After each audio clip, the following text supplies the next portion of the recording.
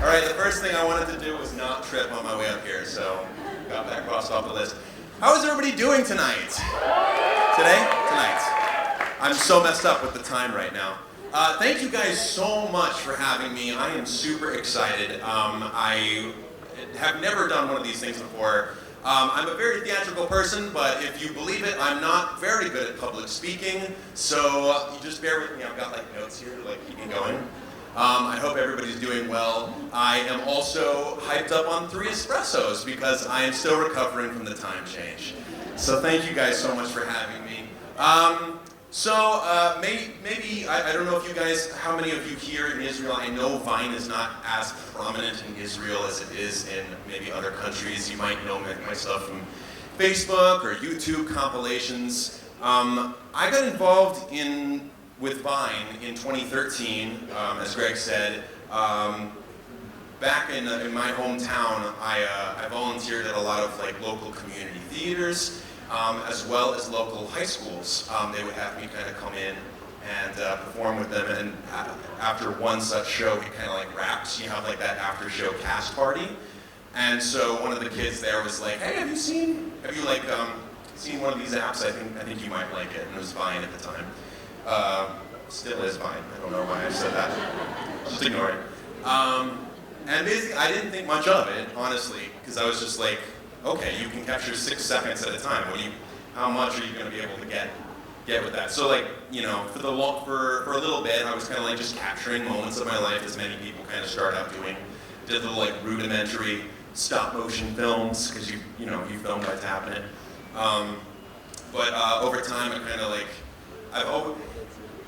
big surprise and kind of a ham in front of the camera, always have been. When I was a kid, I would like, create little skits with my brother in a room using my dad's camcorder. So like that's always been something that I've been prone to do when I'm given the opportunity. So for the longest time I did like little comedic stuff for myself, played around with loops, came up with little skits, sung a little bit.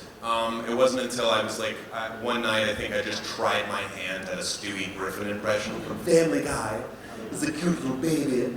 And that one just like, people like, you could see like a little just spike, and people were leaving comments and stuff, and that was the first time I'd ever been granted that kind of an audience. And it was such an interesting thrill to like be given that stage to kind of interact with people. So I kind of kept going with that. I kind of tried to chase that, to see, obviously trying to improve the impression, but also seeing how I could use this platform comedically. And you kind of start by seeing what people relate to. Something that played into my own sense of humor, because I think that's the best part, is when you're doing humor that appeals to you, makes you laugh first, and then see if the audience relates to it. Sometimes it can be just too weird, the audience will be thrown off. So it's a lot of trial and error. I'm sure with any social platform you find the same thing. There's a trial and error to find your niche and see what audiences respond to. Let's see. There was I think there was one instance that was super random, and I didn't think people would respond to it. One day I kind of started by playing it in like an insult with a deep voice. I think the first one was just like, it starts mean and then goes kind, and I think the first one was just like, you make me want to throw up. My hands in the air and say, yeah! And like, that one was like, so many people like responded well to it. I think it's just because they wanted to share it with their friends to confuse them. Like it's like a personalized greeting card for their friends or their family to throw them off. And so that was the first time I was like, oh, I can do more of these. Like they're really easy. And then I realized there's things that you can create, you can serialize, you can make different series on Vine. And that's when I kind of played around to see what other things people appealed to, and you could make several versions of. I did Disney pranks, where you prank my friends based off of Disney movies. Like I think the first one was I took ketchup, and I went up to my friend who was sleeping, and I was like, Simba. And got their reaction in Vine. And then that went into Pokemon pranks. And then I did pranks based off of different Pokemon. Who's got Pokemon Go? Anybody? Is it released in Israel yet? Free promotion. I'm so sorry, you guys. And then I kind of did a skit where I was like reading from a book, narrator style, and somebody had commented to me, you should do that in real life. Like, because they, I had already been doing a couple pranks through Vines. They were like, you should do that to somebody. And I thought that was a really cool idea, so I kind of went out to a store. It was like a farmer's market, I think, and went up to somebody who was like, weighing melons, and I was like, as he squeezed the melons, he pictured them as the hearts of his enemies. And then you got their reaction, and so many people took to that, and obviously that was one of the big series, and you saw a couple more here in that montage, and it was just really interesting seeing what people responded to, and let me see, I'm making sure that I'm keeping myself on track. But basically, no matter what, I wanted to make sure that the humor was something that first appealed to me, and then appealed to a larger audience. You want to make sure that there's a give and take, that there's people on the other side that are expecting something from you. And because of that, because these are real people, I was so overwhelmed by however many followers I had from the very beginning, that I really wanted to kind of like find ways to give back to them, to make them feel appreciated by me. And it's sometimes really hard within your specific social platforms to make sure that they're appreciated. And on Vine, you're only given 6 seconds. So I developed pretty early on, every Sunday, I would do like a little musical song shouting out specific people and integrating their names and doing like a looped song. And I would tag certain people, but it would be to any Brittany or any Laura or any Victoria. Just do little songs each time. That was on Vine. On Instagram, people would make fan art, and I wanted to kind of like show my appreciation that way and feature those every Friday. And that was just really good, because I think social media should stay social. It's a give and take. It's a community, and you want to make sure that they are heard in whatever social platform they are, and I think it's really nice to kind of like give back in certain ways. About 7 months into Vining, I was reached out via one single tweet by Matt Hogan, who is, he basically was like, you got some good stuff, he DM'd me, he reached out, I gave him my number. The first thing he said when he called me up, he's like, never give your number out again to anybody online. That was stupid. But it kind of proved fruitful, because he was getting into the business of social media, and I had no instinct towards that. I had still 7 months in with, I forget how much of an audience I had. It was sizable, but I still was on the track. I was studying chemistry. I was planning a career in engineering. Engineering. I hadn't thought about taking up social media full time. That was just not something that was even, like, I didn't think, I was like, how many people go into that business and then don't succeed? So I was always thinking of the negatives. And he just, he laid it all out for me about like what the potential for it could be.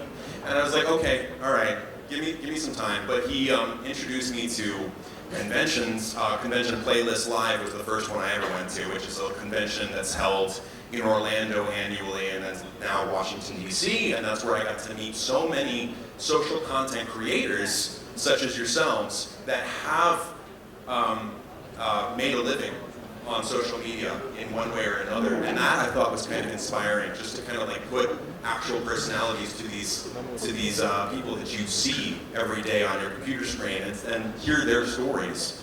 And then after like a year of hoarding, I finally was like, okay, Matt, let's see where we go from here. And basically that was kind of the start of integrating different brands into my Vines. And that's always like an interesting thing to kind of like parcel out. How do you put brand integration into Vines? And for me, I still was kind of like, I want to make sure my stuff is all comedic, it's all playful, and it varies. It's a big audience. I wanted to, from the get-go, make it accessible to kids and adults. And so I wanted to make sure that the any vines that I had that integrated a brand could still be comedic in some way, relatable in some way if I could manage, and you know, not oversaturate. For me, I didn't want to oversaturate it. I still had, at the time when I was first starting, I still had a day job. My career didn't completely depend on it, so I was trying to make sure that it wasn't oversaturating the feed that people come to see, basically that just kind of opened the door to so many brand and monetization opportunities out there, going to events, going to premieres, and basically, you know, in situations like that, it's still social media. You still, if you have opportunities like this, you want to share it. You want to share it with your audience and make sure that they feel included and brought along for these opportunities and not used for the sake of, you know, the gain of money. You want to make sure that you're growing and you're having these experiences with them. Basically, any brand has to fit my brand. So you want to make sure that I'm not doing any brand integration that has to do with alcohol or anything that would not be geared for kids in some way. So like just making sure that it works for you. And in time, working with Matt and other people in the business side opened up opportunities for me to, you know, do experiences I never thought that I was going to have. Like, you know, I got to be on The View, which was really cool, getting to talk about vine making with those ladies. I got to, you know, go to TV premieres, and basically just integrating with different people into many different fields. I've now interacted with voice actors and Broadway people, and basically anything that I naturally geek out at, I want to share that with people, and I think that, you know, we're all just mutually geeking out together, because that's all I am. I'm just one big geek. But as the platform kind of grew, there's always that growing responsibility. You want to make sure that with that platform, the larger your platform gets, I felt like there was a responsibility I held to the people that were watching, you know, especially with such a wide audience. So I was, you know, with everything, you consider in this day and age, if you have the platform, you want to make sure that if you say your platform is accessible, you work to make it accessible. If, you know, there's been one or two vines which has maybe crossed the line and incidentally has offended somebody, and they come at it with constructive criticism and say, this is why I was offended by that, and you vow your platform to become accessible, you need to, you know, own up, apologize for any mistakes that you make, and be willing to grow from that, to learn from that. Especially now in this day and age, with so many social issues, representation, things where people of any demographic, racially, gender-based, or sexuality, when they're made the butt of the joke, that I kind of was like, we need to kind of make sure that they're made as devices. We're all just people, and we shouldn't be made as the butt of a joke. And so I was like, you know, the difference I could make with my platform is to, you know, lead by example, basically. And so what has been great has been, I've been able to learn about everything going on and figure out how to use my platform to now bring, you know, educate people in ways that can still make us laugh. And then along with the Vine platform growing, I was able to kind of integrate and cross-promote into YouTube. I was able to make several different YouTube videos, Facebook, Instagram, Tumblr, great devices for communicating with fans, making sure that you're, you know, kept on a pulse of what is going on in social media. Make sure that you are still addressing issues that need to be addressed. Staying in contact, constant communication with your supporters, that's always a good thing. Going to different conventions, networking with different social media people is always a good thing. I kept going to more. There's Playlist Live, there's also VidCon, located in Anaheim. VidCon's awesome. And basically getting to kind of, you know these people, communicate, Collaborations are always important because then audiences kind of mix together. People who didn't know you but knew another social media artist when you communicate, those audiences mix together. You get exposed to more people who then learn, then you'll gain more of an audience there when you collaborate with different people. And then with the growing platform, also my team started to grow. So then I started gathering, I got producers, there's assistants, lawyers. Wow, I said lawyers real loud. Made sure that they were, shouted out to. Agents. So because of that, because of the growing team, we were able to help, manage our platform. My platform's a lot easier. That led way to different other opportunities that I originally dreamed of when I was younger, such as any TV offers, film, music, stage productions, being on the big stage. Things that I never thought were going to be possible when I was younger. Things that I didn't think to pursue when I was younger, now made possible because social media gave me that platform to be exposed in ways, and I think that's so great. Social media is now giving people individual platforms to showcase what they can do. And it's amazing. I never would have thought from that little 6-second video app that any of this would come about it. Oh yeah, plus, not to mention, I'm about to now go on tour in my country. Yeah, amazing. It's where we wanted to kind of go all out. We created. I'm having the blessing of working with some of my talented friends. One of my friends has composed original music for this show. It's going to be an original musical. I get to perform it with my friends who are all super talented. We get to go to 17 different cities and perform 18 different shows. 18 shows at the same show. It's just, who would have thought that all of this would have come from this app and a social platform, what good it can bring. It's mind-blowing. Maybe even a show in Tel Aviv, who knows? That would be amazing. I would love to bring them all here. Yes! Chala. Sababa, yes! I love that word now, I'm taking that back with me. And it's just all of it came from me wanting to make people smile with these little silly videos. I think that's the important thing to always take into consideration why you got started in your social platform from the beginning. Whether you're in comedy, whether you're in news, art, beauty, fashion, whatever, just make sure that as you proceed, don't be blinded by numbers. Don't be chasing numbers. Don't be to this day I don't look at Opa! What is it? L'chaim. Yes. Got it. I got it right. So basically, to this day, I don't like looking at numbers. I figure I want to post what makes me laugh, and they're all my babies whenever I make my videos.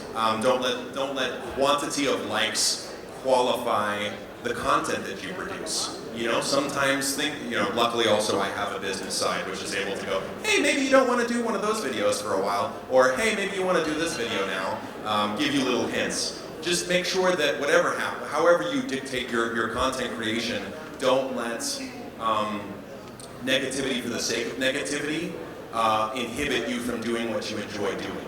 Constructive criticism, definitely take it with a grain of salt, because there's always people out there that may have smart things to tell you and be like, hey, maybe you want to do this, and take it with a grain of salt. But negativity for the sake of negativity, block out the haters. You just just do what you love to do, as long as it doesn't hurt you or anybody else or infringe on anybody else's right. Do what you love to do. It's important. And the people who followed you for you will stay true to you. They'll support you, and that's also a good point. Just make sure that they are treated as people, And I think that's that's it. I want to thank the Shorty Awards and Vibe Israel for making this all possible. Because seriously, this is amazing. I got to come back. Thank you all so much. And just everybody who's out there that supports and encourages us to keep going. And you guys, I want to encourage you to keep doing what you're doing. Toda! Toda rabah!